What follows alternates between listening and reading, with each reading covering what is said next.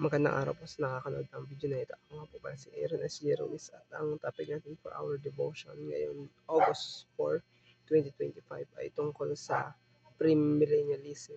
So, ano nga ba yung premillennialism? No? At yung 1,000 years na sinasabi ng Bible sa tungkol dyan sa 1,000 years na yan.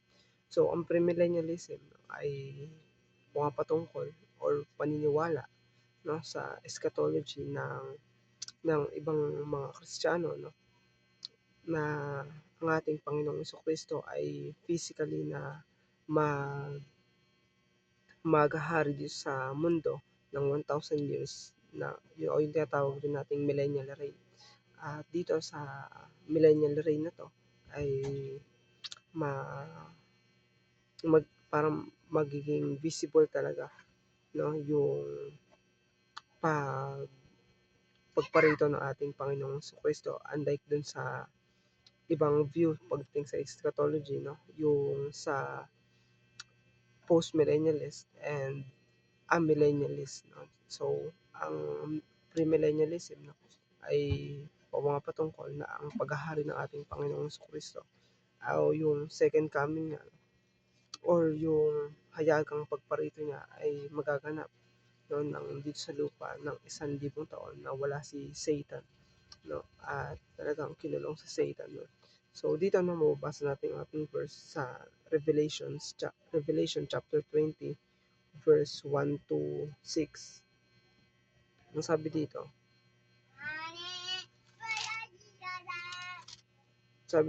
pagkatapos nito ay nakita ko ang isang anghel na bumababa mula sa langit, hawak ang isang malaking kadena at ang susi ng napakailalim na hukay.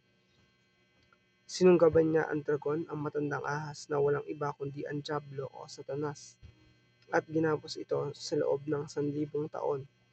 Ito'y hinagis ng anghel sa napakailalim na hukay, saka isinara at tinatakan ang pinto nito upang hindi siya makapandaya pa sa mga bansa hanggat di natatapos ang 1,000 taon.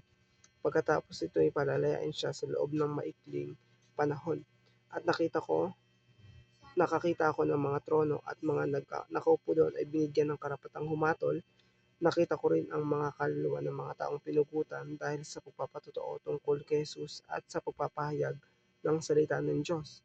Hindi sila sumamba sa halimaw ni sa larawan nito, ni tumanggap man ng tatak ng halimaw sa kanilang noo o kamay.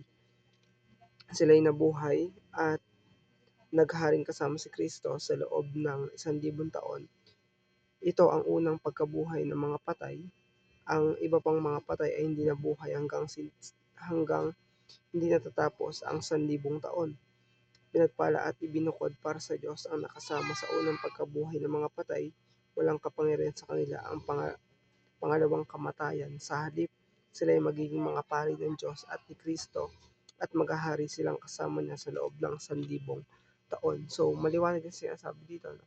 Bagamat magkaiba kami ng stand ni Pastor Russell about sa eschatology, no? Pero ang teachings dito, no, na ang kingdom ng ating Panginoong Jesucristo ay in-establish niya, no, lalo na nung pumarito siya dito sa mundo, no? At tayo, no, bilang mga tao ay tayo yung na manggagawa, no, ng kingdom niya.